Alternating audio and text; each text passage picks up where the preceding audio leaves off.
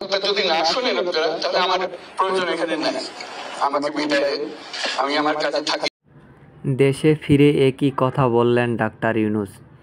আজ বিকাল ৩টায় শাহজালাল বিমানবন্দরে তিনি এসে পৌঁছায়। এসে ছাত্রদের সাথে দেখা করেন। তিনি সবার উদ্দেশ্যে একটা কথাই বলেন যে আমরা সকল দ্বিধাদ্বন্দ্ব ভুলে একটা সোনার বাংলা গড়তে চাই। তিনি আরও বলেন, আমাকে যদি আপনারা চান তাহলে আমার কথা শুনতে হবে।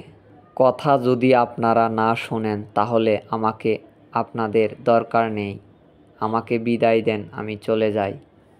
ডক্টর ইউনূসের বক্তব্য আপনাদের কাছে কেমন লেগেছে অবশ্যই জানাবেন।